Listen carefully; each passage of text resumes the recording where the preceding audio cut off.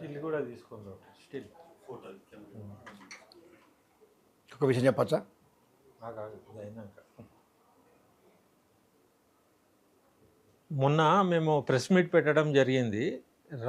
Rice millers association Telangana రాష్ట్రం వాళ్ళ ఇబ్బందులు, వాళ్ళు ఒక నెల 2 నెలల నుంచి మినిస్టర్ని కలిసే ప్రయత్నం చేసినా వాళ్ళకి అపాయింట్మెంట్ దొరకలేదు. తర్వాత ఇదే రకంగా కొనసాగితే ఇక వాళ్ళ బిజినెసే బంద్ చేసుకునే పరిస్థితి వచ్చిందని చెప్పి ఒక సోర్స్ ద్వారా వాళ్ళు నన్ను సంప్రదించడం జరిగినప్పుడు వెంటనే వాళ్ళు చెప్పిన అంశాలన్నీ రాసుకొని దాన్ని అధ్యయనం చేయడం జరిగింది. ఆ తర్వాత ఏంటంటే సిఎంఆర్ అగ్రిమెంట్ అని ఉంటుంది, గవర్నమెంట్కును రైస్ మిల్లర్లకు ఒక ఒప్పందం ఉంటుంది అన్నట్టు.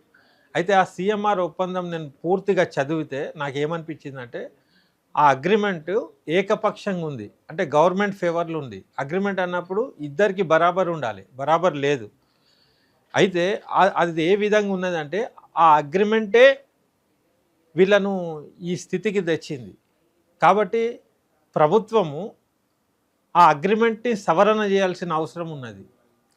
అయితే గతంలో ఇప్పుడున్న ముఖ్యమంత్రి గారు కానివ్వండి, ఉత్తమ్ కుమార్ రెడ్డి గారు కానివ్వండి, కాంగ్రెస్లో ఉన్న ఎవరైనా కూడా గతంలో వాళ్ళు దేని గురించి అయితే ఫైట్ చేసినారో ప్రభుత్వంలోకి వచ్చినాక అది అమలు చేస్తే బాగుండేది.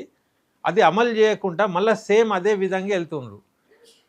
ఫర్ ఎగ్జాంపుల్ ఇప్పుడు కేబీఆర్ పార్క్ దగ్గర బ్రిడ్జ్ కడుతుండ్రు, అది రేవంత్ రెడ్డి కేసు వేసి ఇది తప్పని ఆపినాయనే, ఇప్పుడు అదే నడుస్తుంది ఫర్ ఎగ్జాంపుల్. తర్వాత ఫార్మాసిటీ వద్దన్నాయనే ఇప్పుడు 4th సిటీ అని దాన్ని ఏం ఆపలే, వేరే రూపంలో నడుస్తుంది. అదేవిధంగా ఉత్తమ్ కుమార్ రెడ్డి గారు సివిల్ సప్లైస్, ఈటెల రాజేందర్ గారు సివిల్ సప్లై మినిస్టర్ ఉన్నప్పుడు ఆయనే స్వయంగా లెటర్ రాసిండు, ఏంది ఇదే సిఎంఆర్ అగ్రిమెంట్లో సవరణలు చేయాలనేది రాసిండు. ముఖ్యంగా దాంట్లో రాసింది ఏంటంటే 1 కిలో ధాన్యానికి 67 కిలోల బియ్యం వస్తుంది అనేది ఒక లెక్క ఉంటుంది వాళ్ళకి. 100 కిలోలకు 67 కిలోల బియ్యం వస్తుంది అనేది వాళ్ళ లెక్క. కానీ నిజంగా టెస్టింగ్ చేస్తే 62, 63, 65 మ్యాక్సిమం వస్తుంది, యావరేజ్గా 60 మాత్రమే వస్తుంది. అదే రాబీ పంటల 30-40 కిలోలే వస్తుంది. అయితే దాని పైన వచ్చేది మొత్తం కూడా వీళ్ళు కట్టియాల్సిన పరిస్థితి వస్తుంది. కాబట్టి అది డిఫాల్ట్ కింద ఆటోమేటిక్గా వస్తుంది. తర్వాత గవర్నమెంట్ చేసిన పెద్ద తప్పిదం ఏంటంటే పండిన పంట మొత్తం తెచ్చి మిల్లులలో గుమ్మరిచ్చి అది ఎన్ని రోజులల్లో పట్టియాలనో అన్ని రోజులల్లో వీళ్ళు పట్టినా కూడా తీసుకపోతలేరు, ఆ ధాన్యాన్ని అమ్ముతలేరు. అమ్మనప్పుడు ఏమవుతుంది, ముక్కిపోతుంది. కొద్దిగా తడి ఉన్న ధాన్యం బరువు ఎక్కువ ఉంటుంది, ఎండిపోయినాక బరువు తగ్గుతుంది. ఇవన్నీ కూడా ప్రాక్టికల్ ప్రాబ్లమ్స్ ఉన్నాయి. అయితే దీనికి ఒక కమిటీ వేసి ఒక పాలసీ తయారు చేసి దీన్ని సవరణ చేసి గాడిలో పెట్టాల్సిన అవసరం ఉందని చెప్పి మేము ప్రెస్ మీట్ పెట్టి వీళ్ళ ఏమేం సవరణలు చేయాలి కూడా మేము ముఖాముఖిగా చెప్పలేము కాబట్టి మీడియా ద్వారా చెప్పినాం. కాబట్టి ముఖ్యమంత్రి గారు వెంటనే నెక్స్ట్ డేనే రివ్యూ మీటింగ్ పెట్టి సివిల్ సప్లై మినిస్టర్తోని అధికారులతోని ఒక రివ్యూ మీటింగ్ పెట్టి ఇమీడియట్గా స్పందించిండు. అది చాలా అభినందనీయం, కృతజ్ఞతలు కూడా. ఎందుకంటే ఆయనకు కూడా దీని తీవ్రత అర్థమైందని మేము భావించి హర్షించినాం. కానీ ఆయనకు దొరికిన ఇన్పుట్స్ సగం మాత్రమే దొరికినాయి. ఆయన ఏమనుకున్నాడు, ఈ విజిలెన్స్ల దాడులు, పోలీసుల దాడులు దానికి కంగు పడిపోయి మేము ప్రెస్ మీట్ పెట్టినాం అన్నట్టు ఏదో మీడియా రాసిందో ఆయనకి ఎవరైనా ఇన్పుట్స్ ఇచ్చిందో తెలియదు. మేమనేది ఏంటంటే ఈ మిల్లింగ్ వ్యవస్థ కుప్పగూలిపోతే రైతాంగం మొత్తం పరేషాన్లో పడుతుంది. తద్వారా రాష్ట్రం మొత్తం మనం తెచ్చుకున్న తెలంగాణ దండిగైపోతుంది. కాబట్టి ఒక తెలంగాణ ఉద్యమకారుడిగా, ఒక సామాజిక స్పృహ ఉన్న మనిషిగా ఇది మా బాధ్యత. ఎందుకంటే కాంగ్రెస్కు ఓటైమని కూడా మేము చెప్పినాం. ఆ చెప్పిన వాళ్ళే ఇప్పుడు మమ్మల్ని సంప్రదిస్తున్నారు. మీరు అనొచ్చు మీకెందుకు వాళ్ళు ఎటుపోతే మీకెందుకు వకాల్తా అంటే, వాళ్ళు మా మాట మీద మీ ప్రభుత్వంకి రానికి ఎంతోమంది నిరుద్యోగుల కాడ నుంచి, రైస్ మిల్లర్ల కాడ నుంచి, ధరణి బాధితులు, రైతులు కూడా వీళ్ళందరికీ కూడా మేము అప్పీల్ చేసిన వాళ్ళం. కాబట్టి మేము రెస్పాన్సిబిలిటీ తీసుకొని చెప్పాల్సిన అవసరం మాకుండి. ఎందుకంటే ఆయన అన్నాడు నిన్న ప్రెస్ మీట్లో, కొంతమంది అసోసియేషన్లు పెట్టి గవర్నమెంట్ని భయపట్టిస్తున్నారు, బ్లాక్మెయిల్ చేస్తున్నారు అనే ధోరణి ఆయన ప్రకటించాడు. ఆయన స్పందించడం హర్షణీయమే కానీ ఆయన చెప్పిన తీరు విధానాన్ని నేను ఖండిస్తున్నా. ఎందుకంటే ప్రజాస్వామ్యంలో సంఘాలు ఎన్నైనా పెడతారు, అవి సంక్షేమ సంఘాలు, ఒక ఇద్దరు ముగ్గురు ఉండేది కాదు. యావత్తు తెలంగాణ రాష్ట్రంలో రైస్ మిల్లర్లు అందరూ కూడా ఒక కాడ జమ అయి వాళ్ళ సాధక బాధకాలు గవర్నమెంట్తో ఏమున్నా చెప్పుకోవడానికి చేయడానికి ఒక రిజిస్టర్డ్ సంఘం ఉంటుంది.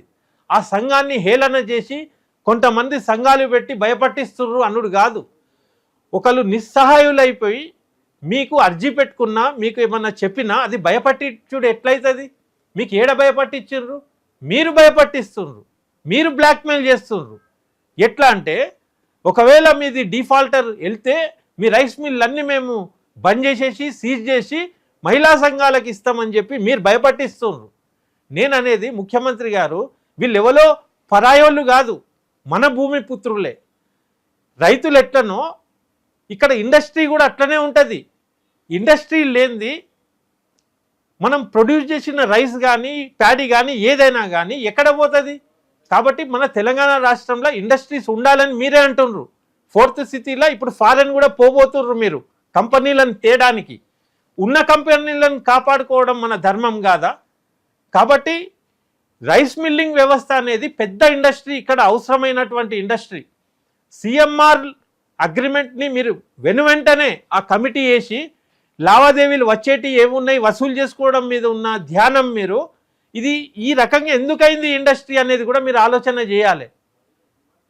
దాంట్లో ఇప్పుడు అధ్యక్షుల గారు చెప్తారు దాంట్లో ఏమేం చేయాలి ఏమున్నది, కానీ మీరు పిలిచిన వాళ్ళు ఎక్కడ? మీరు ఏడ పిలుస్తున్నారు?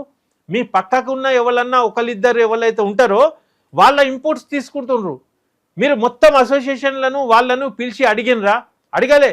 ఆ రివ్యూ మీటింగ్లో వీళ్ళని కూడా పిలవని ఉండే, కరెక్ట్ రివ్యూ ఇచ్చేటోళ్ళు. వీళ్ళ పరిస్థితి ఎట్లుంటుందంటే పాత గన్నీ బ్యాగ్స్ ఇచ్చి ఏడ వడ్లుంటే ఆడ తెచ్చినప్పుడు ఇట్లా పారేస్తే సంచి ఇరిగిపోతుంది. నాకు నిన్న ఒక మిల్లర్ చెప్తుండు, ఇట్లా వేస్తే ధాన్యం పడిపోతుంది. ఒక 50 బస్తాల ధాన్యం మళ్ళా లేపాలంటే మళ్ళా హమాలీకి పైసలు ఇచ్చుడు అవుతుంది. అట్లా మొత్తానికే వీళ్ళు ఒక దివాలా తీసే దానికి వచ్చేసిండ్రు. గత ప్రభుత్వం నుంచి ఇప్పటి వరకు కూడా ఇదే ధోరణి ఉన్నది. వడ్లు ఎక్కువ వస్తున్నాయి, తీసుకునే నాదుడు లేదు. మళ్ళీ మీరు పెద్ద పెద్ద డైలాగులు అంటారు రైతులకు. ఒక్క తడి గింజ కూడా మేము వదలం కొంటామంటారు. కొని ఏం చేస్తుర్రు? వీళ్ళకి అంటగెడుతుర్రు. ఆ తడిచిన ధాన్యం బరువు ఎక్కువ ఉంటుంది, వీళ్ళకి ఇచ్చేస్తున్నారు. తీసుకునేటప్పుడేమో మళ్ళీ అదే సిఎంఆర్ అగ్రిమెంట్ ప్రకారంగా వీళ్ళను డిఫాల్టర్లుగా చూపిస్తున్నారు. కొంతమంది దొంగలు ఉండొచ్చు, దొంగతనంగా అమ్ముకోవచ్చు. అది ఎవరి ప్రమేయంతోనే అమ్ముతున్నారు? మీ అధికారుల ప్రమేయంతోనే అమ్ముతున్నారు. మీ డిఎస్ఓలు ఎన్ని లంచాలు తీసుకున్నారు దాని మీద రివ్యూ చేయండి. రాజకీయ నాయకులు కూడా దీంట్లో ఏమైనా కుమ్మక్కున్నారా దాని మీద సిబిఐ ఎంక్వైరీ చేపియండి.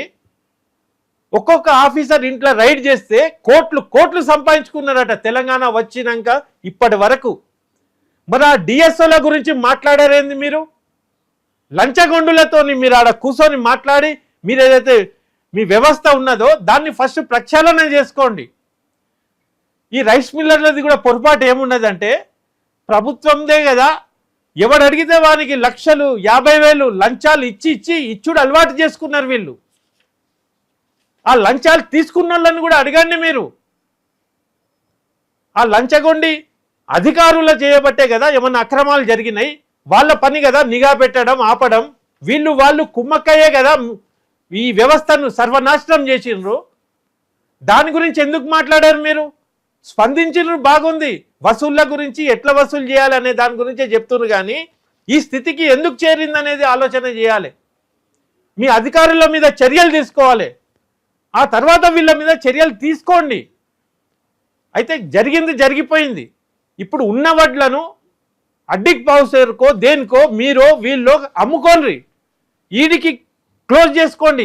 లాస్ అయినా కూడా మా అంటే 1000 కోట్లు ఏదో భరించాలి గవర్నమెంట్. ఎందుకంటే మీ అగ్రిమెంట్ మీ విధానాలు మీరు డిఫాల్టర్ ఉన్నారు.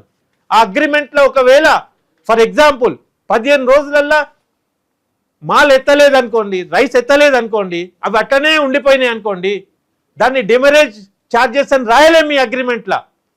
అదంతా కూడా జమ అయినప్పుడు ఖరాబ్ కాదా? రైస్ ఖరాబ్ అవుతుంది కదా. ఖరాబ్ అయిన తర్వాత అన్ని రోజులు తీసుకపోనందువల్ల 100% వీళ్ళు డిఫాల్టర్లే అవుతారు. ఈ ఆలోచన, ఈ పాజిటివ్ థింకింగ్తోని ఒక పరిశ్రమను మనము కాపాడుకోవాలి. లేకుంటే ఏమవుతుంది, అందరూ చేతులు ఎత్తేసేసి దివాలా తీసేసి చాలా బాధ అవుతుంది. దీనివల్ల తెలంగాణకు నష్టం జరుగుతుంది, మీ పార్టీకి కూడా బ్యాడ్ నేమ్ వస్తుంది. ఏ అంశంతో మేము ఓట్లు వేయమన్నామో మేము ఇది ఎక్స్పెక్ట్ చేయలే. మీరు గత పాలకుల మీద ఇచ్చిన లెటర్లు చూసి నమ్మినాం మీరు చేస్తారు రాగానే అని. కానీ మీరు ఇప్పటి వరకు ఒక్క చర్య చేయకుండా అదే కొనసాగడం అనేది ప్రభుత్వ వైఫల్యం. ఇది సిఎంఆర్ అగ్రిమెంట్ని సవరణ చేయండి వెంబడే. తర్వాత డిమరేజ్ అనేది ఒకవేళ మీరు చెప్పిన టైంకి తీసుకోకపోతే ఉల్టా మీరు కట్టియాలి వాళ్లకు. అది ఎంత కట్టిస్తారు ఏంది వాళ్ళతో కూర్చొని మాట్లాడండి. దీన్ని రివ్యూ మీటింగ్ అంటారు. వాటిగానే వచ్చే వసూళ్ళు ఎన్ని ఉన్నాయి, ఎట్లా వసూలు చేద్దాం ఏంది అనేది మాట్లాడుతున్నారు. ఇంకొక హాస్యాస్పదం, ఇవాళనో నిన్ననో ఒక విజిలెన్స్ అయినే ప్యాడీ బస్తాలు ఎక్కిండట చెకింగ్ కోసం. 2 త్రాచుపాములు రాగానే ఆడ నుంచి కింద పడ్డాడు. అంటే అంతంత స్టోరేజ్ చేయడం వల్ల పాములు సొచ్చుకొని పోయినాయి. ఆడ భద్రత ఏడున్నది అంటే ఇప్పుడు విజిలెన్స్ పోయే వరకు తెలియలే ఆడ పాములు ఉన్నాయని. ఇప్పుడు అయినా చూసిండు కాబట్టి అంతంత స్టోరేజ్ పెట్టకూడదు. కాబట్టి అధికారులు లంచగొండుల మీద ఫస్ట్ చర్యలు తీసుకోవాలి. మనం సాధించిన తెలంగాణ, తెచ్చుకున్న ప్రభుత్వం బ్యాడ్ నేమ్ వస్తుంది. ఒక మిల్లర్ అంటే డ్రైవర్లు, రైతులు, పెద్ద వ్యవస్థకు వాళ్ళు మూలం.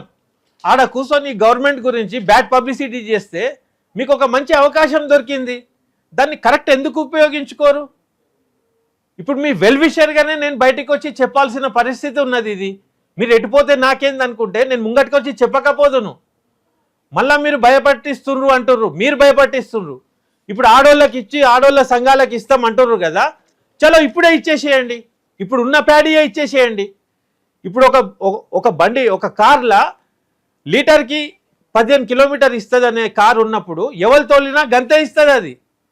అదేవిధంగా ఇప్పుడు ఆడోళ్ళ సంఘాలు లేకుంటే మీరు స్వయంగా నడిపినా కూడా అంతే వస్తుంది. 67 కిలోల బియ్యం రావు, ఎవరు నడిపినా రావు. మీకు అర్థం కావాలంటే మీ వ్యవస్థతోని ఇప్పుడు ఉన్న వడ్లను యథావిధిగా తీసేసుకొని హ్యాండ్ ఓవర్ చేసుకొని మీరు నడపండి, చలో మీకు అర్థమవుతుంది అప్పుడు వీళ్ళ అవస్థ ఏందో. మీరు భయపట్టించుడేంది, వాళ్ళే ఇవ్వడానికి రెడీ ఉన్నారు. వీళ్ళు బంద్ పిలుపు అని డిమాండ్కి ఇస్తలేరు, నిస్సహాయులై బంద్ చేయబోతున్నారు. ఇక మీరు ఇదే రకంగా నడపాలంటే రైస్ మిల్ బిజినెసే దండిగా, కాబట్టి బంద్ చేసుకుంటున్నారు. కాబట్టి మీరు ఆ ఫారెన్ ట్రిప్ వెళ్ళకముందే వీళ్ళని పిలిపించి కూర్చోపెట్టి వీళ్ళ సాధక బాధకాలు ఏంది, ఈ వ్యవస్థను గాడిలో ఎట్లా పెట్టాలి ఇది డిసైడ్ చేసినాక నువ్వు ఇంకో ఇండస్ట్రీ తేనిపో. ఉన్న ఇండస్ట్రీని నాశనం చేసి ఇంకా ఏం ఇండస్ట్రీలు తెస్తావా నువ్వు? ఫారెన్ పోయి ఎంఓయూలు చేసుకొని వస్తావా? ఇక్కడ ఉన్నాయే నాశనం అవుతున్నాయి, వీళ్ళని కాపాడు, తర్వాత ఫారెన్ పో. దీన్ని ఇట్లనే ఉంచి నువ్వు అటు పోయినావంటే ఇక మేము ఏం చెప్పలేం. ఇక మేము మీకు ముఖ్యమంత్రి అవ్వడం వల్ల మీ స్పందనను అభినందిస్తున్నాం తప్పితే మీరు తీసుకునే చర్యలు కానీ దాని గురించి కరెక్ట్ రివ్యూ చేయలేదని మేము భావిస్తాం. కాబట్టి మీరు తక్షణమే, కొంతమంది హార్ట్ అటాక్లు వస్తుర్రు, కొంతమంది చచ్చిపోతుర్రు. ఒక ఊర్లో ఒక పెద్ద మనిషి అన్నప్పుడు పరువు ప్రతిష్టలు ఉంటాయి. అనవసరంగా మీ అగ్రిమెంట్ వల్ల డిఫాల్టర్గా వాళ్ళని చూపించి వాళ్ళ మీద కక్ష సాధింపు చర్యలు చేసినట్టు ఉన్నాయి. కాబట్టి మీరు ఇమీడియట్లీ మీరు ఏదైతే ఫోర్స్ఫుల్గా చర్యలు చేస్తున్నారో, ఎవరైతే పెద్ద పెద్ద దొంగల్లాగా ఉన్న వాళ్ళని పట్టుకొని మేము వాళ్ళకేం వకాల్తా ఇస్తలేము.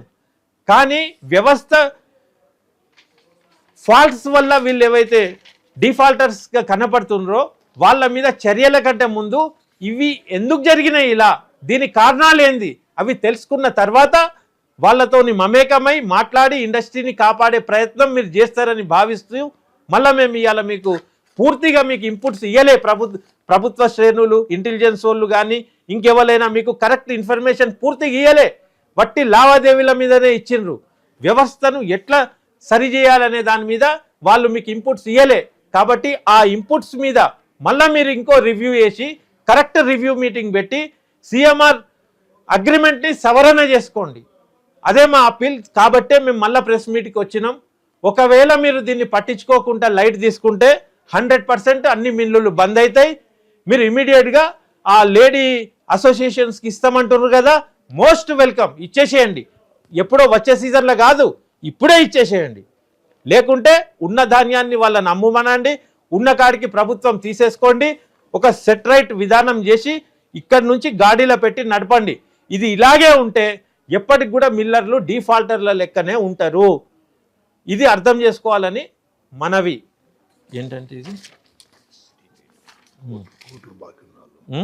కోట్లు ప్రభుత్వంతో అంటగాకుంటూ మీటింగ్లకు అటెండ్ అవుతాను. ఇంకొక విషయం తెలిసింది, వీళ్ళు మా అంటే 1 కోటి 2 కోట్లు 50 లక్షలు ఇట్లాంటి వాళ్ళ మీద పోయి మీరు అరెస్టులు చేస్తుండ్రు, వాళ్ళ పరువు తీస్తుండ్రు. కోట్లు 100 కోట్లు 50 కోట్లు బాకీ ఉన్న వాళ్ళందరూ కూడా మీ పక్కన చేరి ఉన్నారట. వాళ్ళకు ఆహ్వానం ఇచ్చిండ్రట మీరు. మరి వాళ్ళు డిఫాల్టర్లు కాదా? మరి వాళ్ళ మీద చర్యలు ఎందుకు లేవు? ఆ పరకాలోళ్లకు, ఊర్లో ఉన్నోళ్లకు, బక్క చిక్కిన రైస్ మిల్లర్ల మీద మీ ప్రతాపమా? ఇక్కడ వివక్ష లేదా ప్రభుత్వంది? అందరికి సమన్యాయం జరగాలే కదా. డిఫాల్టర్స్ అన్నప్పుడు చిన్నన్నే పట్టున్నందుకు మీ ఎమ్మడున్న పెద్దోడు ఎందుకు కనబడతలేడు? మీతోని సంప్రదింపులు చేసే వాళ్ళై లెక్కలు ఎందుకు తీస్తలేరు మీరు? ఏ అధికారులైతే మీతో చర్చిస్తున్నారో వాళ్ళ మీద రైడ్ చేపియండి. ఎన్ని కోట్లు సంపాదించున్నారో మీకే తెలుస్తుంది. వసూలు చేయడంలో ఉన్న ఇంట్రెస్ట్ అభివృద్ధి చెందించి వీళ్ళని కాపాడే దాంట్లో ఇప్పటి వరకు కనపడతలేదు. ఉత్తమ్ కుమార్ రెడ్డి గారు మీరే రాసిండ్రు సిఎంఆర్ది రాంగ్ అని. 2.5 ఏళ్ళైంది ప్రభుత్వం వచ్చి. మీరెందుకు రాంగ్ అని అమలు చేయలే? మేము చెప్పే అవసరం లేదు, మీకే తెలుసు కదా. ఇవాళ నేనేం మాట్లాడుతున్నానో నువ్వు ప్రభుత్వం రాకముందు అదే మాట్లాడినావు కదా. ఇవాళ ఎందుకు నువ్వు సైలెంట్ ఉన్నావు? నీకు తెలియక కాదు, నీకు తెలుసది సిఎంఆర్ల అవకతవకలు ఉన్నాయని. అవి నువ్వు రాగానే సివిల్ సప్లై మినిస్ట్రీ నీకే దొరికినాక నువ్వు ఎందుకు దాని మీద అమలు చేస్తలేవు? అది ఇమీడియట్ అమలు చేయి. అమలు చేసినాక వసూలు చేయి. నీకు కూడా తెలియదా? వీళ్ళు ఎంత ఏం నడిపినా కూడా ఎప్పటికి కూడా వీడు డిఫాల్టర్సే అవుతారు. 100 కిలోల ధాన్యానికి 67 కిలోల బియ్యము ఎట్టి పరిస్థితుల్లో రావు. ప్రతి బస్తా వెనుక వీళ్ళు మునుగుతారు. అయితే కొంతమంది అంటుర్రు వీళ్ళకి తౌడు, నూకలు, పరము ఇవన్నీ వస్తాయి కదా అంటుర్రు ఎవరో మూర్ఖులు. వాళ్లకు కరెంటు బిల్లులు ఉంటాయి, ఇన్కమ్ ట్యాక్స్లు ఉంటాయి, రకరకాల సిబ్బందిని మేపడం ఉంటుంది. మీరు ఇచ్చిన ధాన్యం లేపనప్పుడు మొత్తం స్టాఫ్ని మెయింటైన్ చేసేది ఉంటుంది. అవన్నీ ఎట్లా వట్టిగానే ఎట్టి చేసి ఇవ్వమంటుర్రా ప్రభుత్వానికి? వాళ్ళు ఏమన్నా కూలీలా? వాళ్ళు ఒక రైస్ మిల్లర్లు. యాక్చువల్లీ వాళ్ళ ఇష్టంతో కొనాలి, వాళ్ళ ఇష్టంతో అమ్మాలి, ఆ స్వేచ్ఛ ఉండాలి. ప్రభుత్వాలు వాళ్ళను ఒక బానిసగా చేసేసి ఒక ఇండస్ట్రీ పెట్టుకున్నందుకు మొత్తం వాళ్ళ మీద దౌర్జన్యం, దోపిడీ, ఒక క్రష్ చేసేస్తున్నారు. అయితే రైస్ మిల్లర్స్ అనగానే నెగటివ్ ఉంటే, ఎవడన్నా దోపిడీ చేసి ఏమన్నా చేస్తే ప్రభుత్వ అధికారుల అండతోనే చేసి ఉంటారనేది మనం గమనించాలి. మీ ప్రభుత్వాన్ని గాడిలో పెట్టుకోండి. ఒక్క గింజ కూడా మేము వదలము, మేము వసూలు చేసి తీరుతామన్నారు. మీ గింజ రైస్ మిల్లర్లకు వెళ్ళి వేరే చోటికి ఎట్లా పోయింది? మీ ప్రభుత్వ ప్రమేయం లేకుండానే పోయిందా? ఇవన్నీ కూడా ఎంక్వైరీ చేయాలి. ఇంకా తీవ్రంగా అయితే సిబిఐ ఎంక్వైరీ పెట్టాలి. అధికారుల మీద, రాజకీయ శ్రేణుల మీద, ఈ బడా బిజినెస్ చేసే కార్పొరేట్ లాంటి రైస్ మిల్లర్స్ మీద ఎంక్వైరీ చేస్తే నీ పైసలు ఆడ నుంచి వస్తాయి. ఎక్కడనో పోయినాయి పైసలు అని అనుకుంటున్నావు నువ్వు. ఈ బక్క చిక్కిన మిల్లుల కాడ ఏం పోలే. ఆ పెద్ద వ్యవస్థలు లంచాల రూపంలో జమ అయి ఉన్నాయి మీ అధికారుల కాడ. ఆడ నుంచి తీ దమ్ముంటే, అక్కడి నుంచి జమ అయిన పైసలు బయటికి తీ. అప్పుడు నీ బడ్జెట్ కూడా నిండుతుంది, నీకు అర్థమవుతుంది. ఇవి చేతగాక వట్టిగానే గరీబోళ్లను, చిన్న రైస్ మిల్లోళ్ళు, ఆసాములను పట్టుకొని మీ ప్రతాపం చూపిస్తే తెలంగాణ సమాజం వీళ్ళ వెంట ఉంటుంది, వీళ్ళను కాపాడుకుంటుంది. తెలంగాణ రైస్ మిల్లు నాశనం అయిపోయి ఇంకెవడో కార్పొరేట్ ఆడ నుంచో ఇడి నుంచో వచ్చే ఆలోచన ఉన్నా అది బంద్ చేసేయాలి. మీకు దొరికిన ఈ అవకాశం, ముఖ్యమంత్రి అయినరు మీరు, మీ పాలన వచ్చింది. మళ్ళా మీరు పాలనకు రావాలంటే ఈ వ్యవస్థను సరిచేస్తేనే మేము కూడా మిమ్మల్ని అభినందిస్తాం. దీన్ని పట్టించుకోకుండా వీళ్ళు ఇట్లనే ఉంటే మీ పాలన పూర్తి కాకముందే మీరు బద్నామైపోతారు. స్తబ్దత ఉండదు ఇక తెలంగాణ రాష్ట్రంలో. ఇది హెచ్చరిక అనుకోండి, మీరు పర్వాలేదు, ఇది చేయవలసిందే మీరు. జై తెలంగాణ. ఇక్కడికి చేసినటువంటి ప్రింట్ మీడియా మరియు ఎలక్ట్రానిక్ మీడియా పాత్రికేయులందరికీ పేరు పేరున మా రారేస్ మిల్లర్స్ అసోసియేషన్ తరఫున నమస్కారాలు. మరియు అట్లాగే తెలంగాణ రాష్ట్ర ముఖ్యమంత్రి గారికి, రేవంత్ రెడ్డి గారికి, మరియు మా సివిల్ సప్లై మంత్రి గారు ఉత్తమ్ కుమార్ రెడ్డి గారికి అలాగే నమస్కారాలు మరియు విజ్ఞప్తి ఏంటంటే, ఈరోజు మేము అసోసియేషన్ ఏర్పాటు చేసుకుని 2 సంవత్సరాలు అవుతున్నది. తెలంగాణ వచ్చినప్పటి నుండి 2014 తెలంగాణ వచ్చినప్పటి నుంచి రైస్ మిల్లర్స్ వ్యవస్థ మొత్తం అధోగతి పాలవుతున్నది. 2014 నుండి ఇది స్టార్ట్ అయింది. ఇది అలాగే కంటిన్యూ పోతుంది తప్ప కానీ ఇప్పటివరకు దాన్ని ఎవరు కూడా టేకప్ చేసి అసలు ఈ వ్యవస్థ ఏంది, రైతు ధాన్యం రైస్ మిల్లర్ అంటే వాళ్ళ ప్రాముఖ్యత ఏందని చెప్పని గుర్తించలేక మా మీద ఒత్తిడి పెంచుతూ పోతున్నారే తప్ప దీన్ని డెప్త్గా ఆలోచన చేసి సమస్యలు పరిష్కరించాలని మేము విజ్ఞప్తి చేస్తున్నాం. అట్లాగే మన 12వ తారీఖు రోజు గౌరవ ముఖ్యమంత్రి గారు రివ్యూ మీటింగ్ పెట్టేసి రైస్ మిల్లర్ దగ్గర బకాయిలు ఉన్నాయి, బకాయిలు వసూలు చేయాల్సిందే అని చెప్పడం జరిగినది. అట్లాగే అదే విధంగా ఎవరైతే ప్రభుత్వ సొమ్మును మేము ఇచ్చే ధాన్యాన్ని మిస్గైడ్ చేసి దాన్ని అమ్ముకొని లబ్ధి పొంది ఈరోజు ఇబ్బంది పెడుతున్నారో వాళ్ళ మిల్లులు మేము తీసుకొని మహిళా సంఘాలకు ఇస్తామని చెప్పని ప్రకటించడం జరిగినది. దాన్ని మేము కూడా స్వాగతిస్తున్నాం. ముఖ్యమంత్రి గారు ధన్యవాదాలు, మీకు కృతజ్ఞతలు తెలియజేస్తున్నాం. ఎందుకంటే మేము కూడా మీకు సపోర్ట్ చేస్తాం, మీకు పాజిటివ్గా ఉంటాం. ఇవ్వండి, అందులో సాధక బాధకాలు ఏం తెలుస్తాయి అనేది తెలుస్తుంది. అసలు 67 కిలోల బియ్యం వస్తున్నాయా రారేస్ తీస్తే, 62 వస్తున్నాయా, 60 వస్తున్నాయా, 35, 40 వస్తున్నాయని చెప్పని కూడా ఆ మహిళా సంఘాలు కూడా తెలుస్తాయి. ఆ మహిళలందరికీ మేము కూడా కృతజ్ఞతలు తెలియజేస్తాం. ఎందుకంటే మేము చెప్పే ప్రతిదీ ప్రభుత్వం నెగిటివ్గా తీసుకుంటున్నది. వీళ్ళు వ్యతిరేకంగా పోతానని చెప్తున్నారు తప్ప ఎక్కడ కూడా వీళ్ళ సమస్య తీవ్రత ఏందనేది మాత్రం అర్థం చేసుకోలేరు. కనీసం మహిళా సంఘాలు కనుక మరిసిమ్లు అప్పచెప్తే వారి ద్వారానైనా ప్రభుత్వానికి సమస్య ఏంది, అవుట్ అండ్ రేషియో ఏంది, మనం ఎప్పుడు ధాన్యం ఇస్తున్నాం, ఎప్పుడు బియ్యం తీసుకోవాలి, వాళ్ళకి వచ్చే ప్రాబ్లమ్స్ ఏంది, నష్టమా లాభం అనేది వారి ద్వారానైనా కానీ ప్రభుత్వానికి తెలుస్తుందని చెప్పిన సందర్భంగా మీ అందరి సమక్షంలో మేము తెలియజేస్తున్నాం. అయ్యా మన ముఖ్యమంత్రి గారు, మంత్రి గారు, మీరు పని చేయండి. అవసరమైన మొత్తం రైస్ మిల్లు అప్పచెప్తాం, రాష్ట్రంలో రైస్ మిల్లు మొత్తం వాళ్ళకు హ్యాండ్ ఓవర్ చేస్తాం. మీ ఆధ్వర్యంలో అందరికి అన్ని తాళాలు చేయిస్తాం. ఈరోజు ఇప్పుడున్న స్టాకులతో అప్పచెప్తాం. బ్రహ్మాండంగా మేము హర్షం వ్యక్తం చేస్తూ వాళ్ళ దగ్గర మేము గుమస్తా నౌకర్లైనా చేస్తాం రైస్ మిల్లులో, ఆ మహిళా సంఘాల దగ్గర తప్పనిసరిగా. ఎందుకంటే అలా సాధకమైంది, బాధకమైంది, నష్టమైంది, కష్టమైంది, లాభమైంది అనేది ఖచ్చితంగా తెలియవలసిన ఈ సమాజానికి, పౌర సమాజానికి, రైతులకు తెలియాల్సిన అవసరం ఉన్నది ఎంతైనా.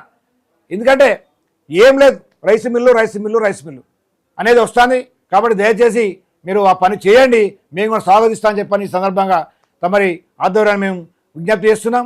అట్లాగే ఏదైతే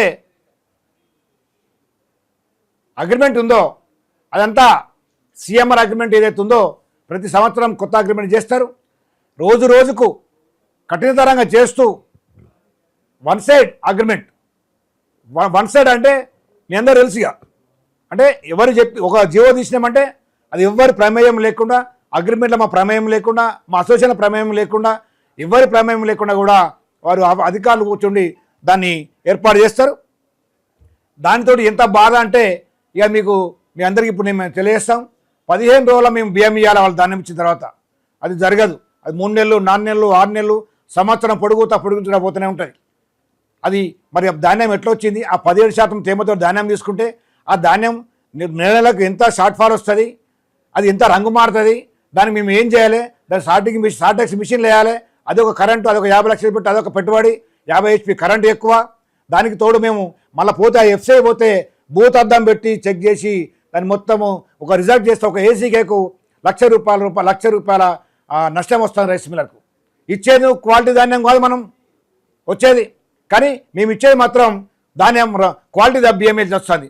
మాకు ఇచ్చే ధాన్యం కూడా మాకు భూతాదం పెట్టి ఇవ్వండి, భూతాదం పెట్టి క్వాలిటీ చెక్ చేసి ఇవ్వండి, హ్యాపీగా ఉంటుంది. మీరు ఇచ్చే ధాన్యం కచరా ధాన్యం ఇస్తారు, మేము మాత్రం బియ్యం మాత్రం భూతాదం పెట్టి చెక్ చేసే బియ్యం ఇవ్వాలి. ఎంత నష్టం ఇది, ఎంత అన్యాయం ఇది. దయచేసి ఆలోచించండి ప్రభుత్వ పెద్దలారా, కేంద్రం రాష్ట్ర ప్రభుత్వాలు మీరు చేసిన ఈ అగ్రిమెంట్ ఇవన్నీ దయచేసి ఆలోచన చేయండి. ఈరోజు ఇప్పుడు అవుటర్ విషయం వచ్చేసరికి ఇది మా చేతులు లేదు, ఇది కేంద్ర ప్రభుత్వం చేసిన విషయం అంటున్నారు. 1969లో చేసిన అగ్రిమెంట్ ఇది. 1969లో ఈ అవుటర్ రేషియో తేల్చి 67 కిలోల బియ్యం ఆర్ఎస్ ఇవ్వాలి, 65 కిలోల బియ్యం బయలు బియ్యం అని చెప్పని అప్పుడు టెస్ట్ బిల్లింగ్ చేసి ఏదో అందాలా చేసిన విషయం. 69 అంటే అప్పటి ధాన్యమే క్వాలిటీ వేరు. అప్పటి ధాన్యం రైతులు మాన్యువల్గా కట్ చేసేది, మాన్యువల్గా బంతి కొట్టేది, మాన్యువల్గా మంచిగా తురుపార బట్టి మొత్తం వాటిని నీట్గా చేసి ఇచ్చేటోళ్ళు. అట్లాంటిది ఇప్పుడు ఏంటిది, ట్రాక్టర్లు దున్నుతానే, హార్వెస్ట్ కటింగ్ అవుతుంది. ఇప్పుడు ఒక 60, 65 ఎన్నో రకాల మనం చెప్పలేని అనంతం ఏదైతే మన ప్యాడీ సీడ్స్, ధాన్యం సీడ్లు మనం లెక్క పెట్టలేని ధాన్యం సీడ్లు వచ్చినాయి ఈరోజు మార్కెట్లకు. అవి అవుట్ అని రావు, అవుట్ వస్తే నూక అవుతుంది, నూక పరం అవుతుంది. ఎట్టి పరిస్థితుల్లో కూడా అది ఎఫ్సిఐ పాస్ కావు, ఇక్కడ పాస్ కావు. ఎలాంటి క్వాలిటీ బియ్యం రావడం లేకుండా అవుట్ అని రాకుండా నష్టపోవాల్సి వస్తుంది. ఖచ్చితంగా గౌరవనీయులైన మంత్రి గారు మాకు మీరు పిసిసి ప్రెసిడెంట్గా ఉండగా 2015 ఈటెల రాజేందర్ గారికి ఆయన సివిల్ సప్లై మంత్రి గారు మీరు ఇచ్చే లెటరే ఉంది. ఇక్కడ మీరు ఇచ్చే లెటర్ ప్రకారం మీరే ఇచ్చిండ్రు, ఇది 67 బియ్యం రాదు, దయచేసి దాన్ని మీరు టెస్ట్ బిల్లింగ్ చేయాలి, అది 60 నుంచి 62 వస్తుందని చెప్పి మీరు లెటర్ ఇచ్చినారు. ఈ లెటర్ మీరు పరిశీలించండి, పరిశీలించి ఈ యొక్క అవుట్ రేషియో తేల్చాల్సిందిగా మనవి చేస్తున్నాం. అట్లాగే మిల్లింగ్ ఛార్జీ 2015లోనే 75 రూపాయలు రైస్కి ఇవ్వాలి, 100 రూపాయలు బాయిల్డ్ రైస్కి ఇవ్వాలని చెప్పని అందులో మిల్లింగ్ ఛార్జీ కూడా రాయడం జరిగినది. దాన్ని కూడా మీరు గమనించాలి. ఇప్పుడున్న 10 రూపాయలు 15 రూపాయలు అది దేనికి, ఇక్కడ ఒక పిండి గిన్నె పడితే 20 రూపాయలు తీసుకుంటాను, ఒక ఛాయ్ తాగితే 20 రూపాయలు అవుతున్నాయి. ఇది గమనించి ఇది మీ పూర్తి స్థాయిలో ప్రభుత్వ పెద్దలందరూ ఆలోచన చేసి ఈ యొక్క అవుట్ అండ్ రేషియో తేల్చాలి, అగ్రిమెంట్ తేల్చాలి. ఈ యొక్క ఇంకోటి ఏదైతే ఉందో ఇప్పుడు మిల్లింగ్ ఛార్జీలు తేల్చండి. 150 రూపాయలు మిల్లింగ్ ఛార్జీలు పై అయితేనే ఈరోజు వర్కౌట్ అయ్యే పరిస్థితి ఉన్నది. ప్రతిదానికి పెరిగింది, పెట్రోల్ పెరిగింది, డీజిల్ పెరిగింది, కరెంట్ ఛార్జీలు పెరిగినాయి, హమాలి పెరిగింది, లేబర్ పెరిగింది, మిల్ డ్రైవర్లు పెరిగింది. మీకు తెలుసు నిత్యావసర సరుకులు కూడా ఈరోజు లివింగ్ కాస్ట్ ఎంత పెరిగిందో ప్రభుత్వ పెద్దలు తెలుసు, పత్రిక మీకు కూడా అందరికీ తెలుసు. దయచేసి ఇది మాకు అందరికి కావాలి. అట్లాగే చాలా రాసిండ్రు గత 20 సంవత్సరాలుగా పెంచలేదు అని చెప్పని. అప్పుడే 2015లోనే 2020 సంవత్సరాల నుంచి పెరగలేదు. దీనిలో డీజిల్ పెట్రోల్ రేటు 500% పెరగడం జరిగిందని చెప్పిండు మంత్రి గారు. ఇది వాస్తవం. అంటే 2015 వరకు 500% ఎట్లా పెరిగినాయో ఈ 2015 నుంచి ఈ 2026 వరకు ఇంకొక 500% అన్ని పెరిగినాయి. ఈరోజు ఒక లేబర్ 1000 రూపాయల కూలికి పోతే వాళ్ళ లివింగ్ కాస్ట్ 200-200 రూపాయలు మిగులుతారు వాళ్ళ రోజు జీవన విధానంలో. అట్లా ఆ రకంగా పెరిగినాయి. కాబట్టి మేము స్వాగతిస్తున్నాం ముఖ్యమంత్రి గారి యొక్క రివ్యూ మీటింగ్ మహిళా సంఘాలకు ఇస్తామనేది. ఎందుకంటే మాకు ఇవి సవరించకపోతే మేము చేయలేం. ఇంకొకటి ఏంటంటే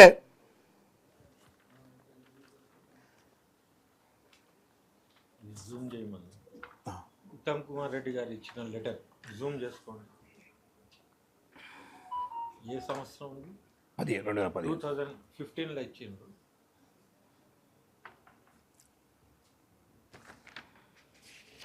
తిప్పాలన్నా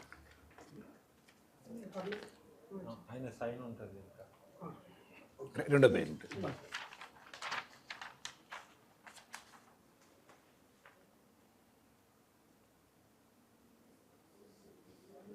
ఆయన రాసిందే అమలు చేయమంటున్నాం. అప్పుడు పిసిసి ప్రెసిడెంట్ గారు ఉన్నప్పుడు దాన్నే మేము అమలు చేయమంటున్నాం.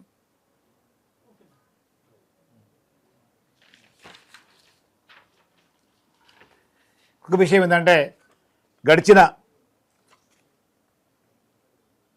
12 సంవత్సరాల నుంచి మాకు సివిల్ సప్లై మిల్లింగ్ ఛార్జీలు కానివ్వండి, ట్రాన్స్పోర్ట్ ఛార్జీలు కానివ్వండి, డ్రైనేజ్ కానివ్వండి, కస్టమర్ ఛార్జీ అని ఇప్పటివరకు రూపాయలు ఇవ్వలేదు.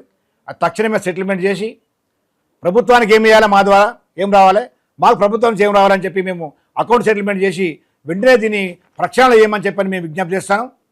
ఇప్పటి వరకు మేము 2 సంవత్సరాల నుంచి ఇన్ని లెటర్ ప్యాడ్లు ఇచ్చినాం, ఎన్నో లెటర్లు ఇచ్చినాం, ఇప్పటివరకు వాడికి పత్తా లేకుండా పోయినాయి, ఎలాంటి వాడికి స్పందన లేకుండా పోయింది. కాబట్టి ఈరోజు మేము పత్రికా మీడియా ముందుకు రావడం జరిగినది. దయచేసి అట్లాగే ఒకప్పుడు ఇప్పుడు ఎట్లా నడిచినాయి మరి 12 సంవత్సరాలు తెలంగాణ వచ్చాక రైస్ మిల్స్ ఎలా నడిచినాయి అంటే దానికి ఒక కారణం ఉంది. అప్పుడు దొడ్డు ధాన్యం ఉండే, అంతా రేషన్ షాప్లోకి పోతుంటే ఏదో ఒక షార్ట్ ఫాల్ వచ్చిన ధాన్యాన్ని ఏం చేసేది, షార్ట్ ఫాల్ వస్తుంది ఏం చేయాలని చెప్పి మిల్లరు ఓ టెక్నిక్గా ఇది బియ్యం కొనుక్కోవడమో ధాన్యం కొనుక్కోవడమో చేసి ఆ ఫిలప్ చేసి ఆ నానా తంటాలు పడి ఆ బియ్యం కొనుక్కున్న క్రమంలో ఈ task force, vigilance, civil supply, police వాళ్ళు కూడా కేసులు పెడితే 6A కేసు పెట్టి క్రిమినల్ కేసులు పెడితే జైలు పోయి ఈరోజు మిల్లులు కూడా అయిపోయారు, కేసులు కూడా ఆ పరిష్కారం కానీ రైస్ మిల్లు యజమానులు ఉన్నారు ఈరోజు. ఆ రకంగా జరిగినాయి. కానీ ఇప్పుడు మనం ఇచ్చే సన్నబియ్యం ఇస్తున్నాం, సన్నబియ్యం అవుట్ రావట్లేదు, సన్నబియ్యం రీసైక్లింగ్ లేదు, 80% 90% ప్రజలంతా తింటున్నారు, సంతోషం. అందులో మేము పార్టిసిపేట్ చేసినందుకు మేము కూడా చాలా సంతోషపడుతున్నాం. దానికి ఆ యొక్క వడ్ల గింజలు ఒలిసి మీరు ధాన్యంగా ఇస్తే మేము ధాన్యం మీద పొట్టు ఒలిసి 5 వేలతో తినేటువంటి అన్నాన్ని మేము అందిస్తున్నాం ఈరోజు రైస్ మిల్. ఎలా అంటే దయచేసి అంటే అన్నం పెట్టే వారికి మీరు సున్నం పెట్టకుండా అన్నం పెట్టే వారిని ఆదుకోండి, మా సమస్యలు పరిష్కరించండి, ఈ తెలంగాణ రాష్ట్రంలో ఇండస్ట్రీని కాపాడని చెప్పని నేను మనవి చేస్తున్నాను. అట్లాగే మాకు కరెంట్ ఉంది, కరెంటు మేము ఫస్ట్ వీక్ రాగానే మేము గజ అనుకుంటా పోయి మేము కరెంట్ బిల్ కట్టేస్తాం. ఎందుకంటే కరెంట్ బిల్ కట్టకపోతే అక్కడ మన డిస్కౌంట్ చేసేస్తారు కరెంట్ వాళ్ళు వచ్చి. సప్పో చేయాలా, కరెంట్ బిల్ కట్టాలి. ఈరోజు 125 HP ఎల్టీ కేటగిరీ ఉంది. అది మాకు కరెంటు సరిపోక హెచ్డీ కింద పడి ప్రతి నెల 1,00,000 పైచీలకు మేము మామూలు మినిమం ఛార్జ్ కట్టాల్సి వస్తుంది. ఆ మిల్లు తాళం తీయకుండా, షెటర్ తీయకుండా, ఏం చేయకుండా నెలకు 1,00,000 రూపాయల పైచీలకు మా నెత్తి మీద పడి మాకు ఆర్థికంగా మేము నష్టపోతున్నాం. దాన్ని 200 HP ఎల్టీ కేటగిరీగా మాకు చేస్తే మేము యూనిట్ రేట్ తగ్గిమంటలేము. యూనిట్ రేట్ అట్లే ఉంటుంది, ఎంత కాల్చితే అంతే మేము అంత బిల్లు కడతాం. కానీ మంత్లీ మినిమం బిల్ అనేది అది ఒక తీసేసి అది ఎల్టీ కేటగిరీలా మేము ఇవ్వాల్సిందిగా మా అందరి తరపున మేము విజ్ఞప్తి చేస్తున్నాం. అలాగే గన్నీ ఉంటుంది మా దగ్గర, గన్నీ బ్యాగులు మనము బట్టలు తీసుకొని మనం డ్రెస్ కుట్టించుకుంటే ఒక 1 yearలో తీసేస్తాం. అట్లాంటిది 12, 13, 14 సంవత్సరాల కాంచి ఆ గన్నీ బ్యాగ్ పాత రీసైక్లింగ్ అయితేనే ఉంటుంది, వస్తుంది పోతుంది, బట్టలు తీసుకొస్తుంది మళ్ళీ వస్తుంది. ప్రతి సంవత్సరం 20% గన్నీ రిజెక్షన్ అయిపోతుంది, మొత్తం స్క్రాప్ అయిపోతున్నది. ఒక లారీ ధాన్యం వస్తే ఆ లారీ అన్లోడ్ చేసే వరకు 50 నుంచి 75, 100 బస్తాల ధాన్యం ఆ లారీ బాడీలో పడతాయి. అంటే మీరు అర్థం చేసుకోండి, 50, 75, 100 బస్తాల వరకు ఆ లారీలో పడితే మళ్ళీ మేము అమ్మాయిలతో కింద అనిపించి బస్తాలు ఎత్తించి మేము నెట్టేయాల్సి వస్తుంది. అంటే ఏ రేంజ్లో మనకు ధాన్యం తీసుకొచ్చే బస్తాలు ఉంటున్నాయో చూడండి. దానికి ఈరోజు 25 రూపాయలు, 28 రూపాయలు గవర్నమెంట్ వారు అటు రేటు వేసి మన అడ్డి విరుస్తున్నారు. ఇలా ఒక లాజిక్ ఉన్నది. విషయం ఏంటంటే మా దగ్గర గన్నీ బ్యాగ్ ఉంటుంది, మేము మిల్ నడుస్తూ ఉంటుంది, హమాలి ఉంటారు, వాళ్ళు తీసుకుపోరు. వాస్తవానికి ఏంటంటే మేము వాళ్ళ గోదాం పంపాలి, మా ఖాళీ కాగానే ఆ ఖాళీ సంచులు, మా కొత్త సంచులు బియ్యం పెట్టి పంపించాలి, పాత సంచులు తీసుకొని వాళ్ళ సివిల్ సప్లై గోదాంలో వేసుకోవాలి. అది లేదు, మేము తీసుకోము, గోదాం ఖాళీ లేవు, మేము సీజన్ వరకు చూస్తామని చెప్పేసి పెట్టేస్తారు. అప్పుడు మేము ఏం చేస్తామంటే కట్టలు కట్టించి పక్కా పెట్టేస్తాం. మా వీలుని బట్టి ఈ జాగా ఇది కారాబో ఈ జాగా ఏమంటే అమ్మాలికి కట్టకు 5 రూపాయలు, దాంట్లో పందికొక్కులు ఎలుకలు జొర్రి మొత్తం కొట్టేస్తాయి. ఆ బాధకు మేము ఏం చేస్తామంటే లేకపోతే సౌకర్యం లేకుండా బయట వేస్తాడు, బయట ఎండకి ఎండితే వర్షం నడిచి చీకిపోతాయి అని ఏం చేస్తామంటే ఆ బార్దాన్ షాప్ కూడా వస్తుంది ఇది మధ్యలో మా మిల్లకు. సేటు బార్దాన్ ఉందా, సేటు బార్దాన్ వస్తాడు, వస్తే ఉందిరా బాబు ఏం చదువుతానంటే సేటుకు 6 రూపాయలు, 7 రూపాయలు, 8 రూపాయలు ఒక 2-3 రకాలు చెప్తాడు. చెప్తే మేము ఏం చేస్తాం, ఇక అయితే మరి ఇటేసు అటేసు పూర్తిగా ఉంటుంటే అసలుకే మోసం వస్తుంది, ఎలుకలు కొడితే చీకిపోతుంది అని చెప్పి 7 రూపాయలకు 8 రూపాయలకు మేము అమ్మేస్తాం. మా దగ్గర నుంచి ఎప్పుడైతే బార్దాన్ వెళ్ళిపోతుందో క్రాప్ ఒక నెల రోజుల ముందు ప్రభుత్వం వారు టెండర్ వేస్తారు, మాకు గన్నీ బ్యాగులు కావాలి సీజన్కు, మేము ధాన్యం తీసుకురావాలని చెప్పి టెండర్ ఇస్తారు. ఆ టెండర్లో బార్దాన్ దుకాణం వాళ్ళు 18 రూపాయల నుంచి 20 రూపాయలు బార్దాన్ టెండర్ వేస్తారు. మా గన్నీ మేము అమ్మే గన్నే 7 రూపాయలు 5 రూపాయలు అమ్మే గన్నే 18 రూపాయలు, 20 రూపాయలు, ₹1 పెట్టి వాళ్ళు మామూలుగా అటో రిపేర్ చేయించేస్తారు. 18 నుంచి 20 రూపాయలు వాళ్ళు టెండర్లు వేసేస్తారు. అంటే దయచేసి అర్థం చేసుకోండి, మేము ఇస్తామంటున్నాం తీసుకోరు, గోదాములు కాలేమంటారు. మేము అమ్మిన తర్వాత టెండర్ వేస్తారు, టెండర్ వేసి 18 నుంచి 20 రూపాయలు వాళ్ళకి రేట్ కట్టించేస్తారు. అంటే ఎంత అన్యాయం అంటే ఎంత నష్టపోతున్నామంటే మామూలు నష్టం కాదు, ఇది మామూలు అన్యాయం కాదు. అంటే ఇలా ఏముందల్లా మా దగ్గర మాయో బియ్యం కావాలి మీకు, కానీ మా సంచులద్దు, మేము ఇచ్చే సంచులద్దు అనేది గడిచిన సంవత్సరాల జరిగింది. ఇది అది పెద్ద నష్టం రైస్ మిల్లర్కు. ఎందుకంటే గన్ని లేని ధాన్యం రాదు, ధాన్యం లేకపోతే వ్యవస్థ లేదు. గన్ని ప్రియారిటీ చాలా పెద్దది.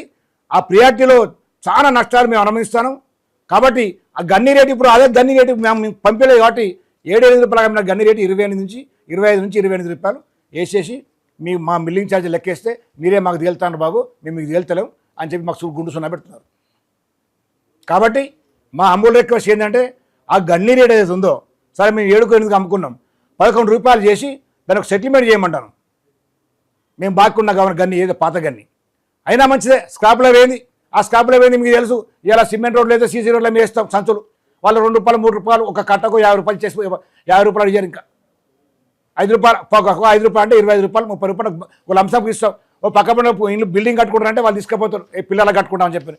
అట్లాంటి పరిస్థితిలో స్క్రాప్ దాన్ని కూడా ఇలా 25 నుంచి 25 రూపాయలు వేసి మన అడ్డి విరిచి మన నష్టాల్లోకి పోవాల్సి వస్తుంది. కాబట్టి గన్నీ రేటు 11 రూపాయలు కేటాయించి మాకు న్యాయం చేసి ఇండస్ట్రీని ఆదుకోండి. అట్లాగే ఇంకో విషయం ఏంటంటే ఈ ధాన్యం అనేది ఎందుకు పోతుంది బయటకు, ఎక్కడ పోతున్నది? మరి జాయింట్ కస్టడీ ఉంటుంది. రేపు అధికారులు మిల్లర్ కలిసి ఒక జాయింట్ కస్టడీ ఉంటుంది. ఆ జాయింట్ కస్టడీని పెట్టండి.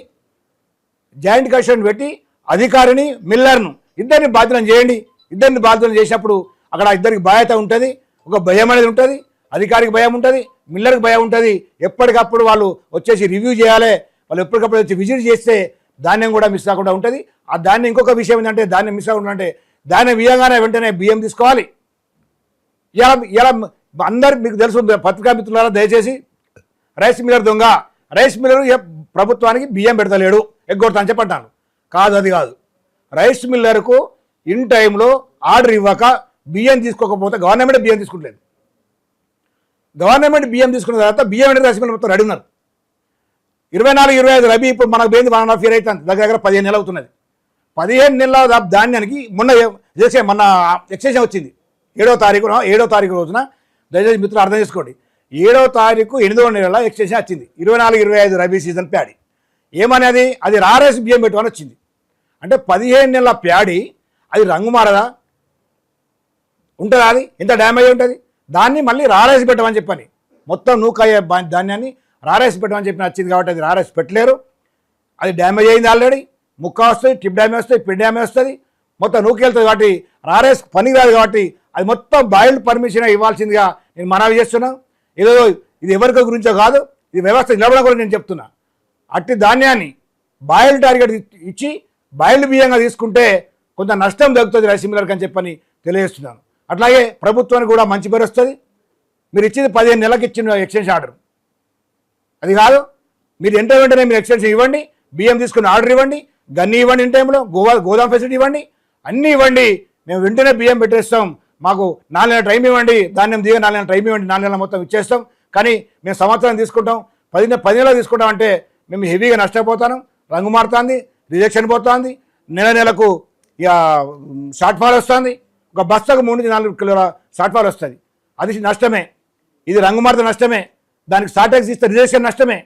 ఎన్ని రకాల నష్టం అంటే చెప్పుకుంటూ పోతే ఇది ఒడవనంత ఉన్నది, ఎంతో రామాయణం కంటే ఎక్కువ ఉన్నది అని చెప్పి ఈ సందర్భం తెలియజేస్తూ వెంటనే బియ్యం తీసుకోవాలి. రబీ 24-25 బాయిల్డ్ బియ్యం తీసుకుంటే బాగుంటుంది. మీకు ధన్యవాదాలు తెలియజేస్తాం. అట్లాగే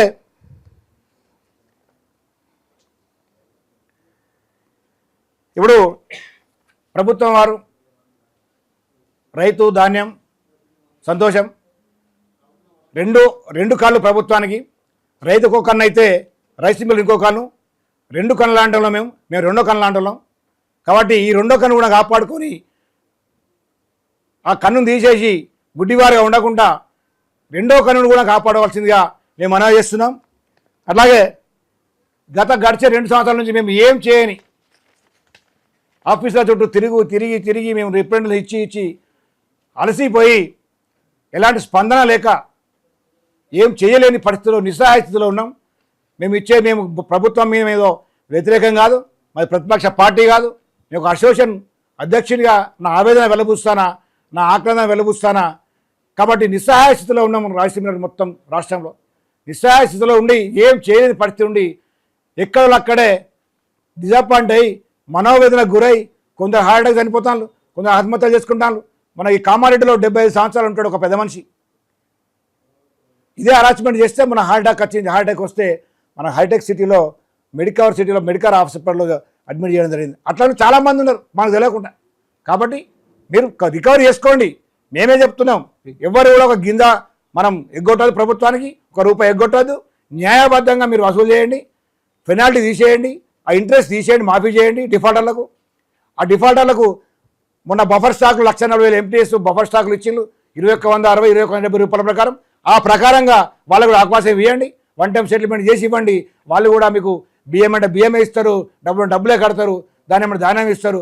వాళ్ళని కూడా లైన్ తీసుకొచ్చి ఒక వ్యవస్థను కాపాడి ఈ తెలంగాణలో రైస్ మిల్ పరిశ్రమను కాపాడి ప్రత్యక్షంగా పరోక్షంగా కొన్ని లక్షల మంది ఉపాధి పొందుతున్న ఈ వ్యవస్థను కాపాడితేనే ప్రభుత్వానికి మనగడ, రైతులకు మనగడ, ఆహార భద్రత కూడా ఉంటుందని చెప్పి నేను మనవి చేస్తూ ఈ అవకాశం ఇచ్చిన మీ అందరికీ ధన్యవాదాలు తెలియజేస్తూ మరొక్కసారి ప్రభుత్వ పెద్దలకు నా కృతజ్ఞతలు తెలియజేస్తున్నా. రబీ ధాన్యం అనేది ప్రభుత్వం వారు టెండర్ వేయడం జరిగినది.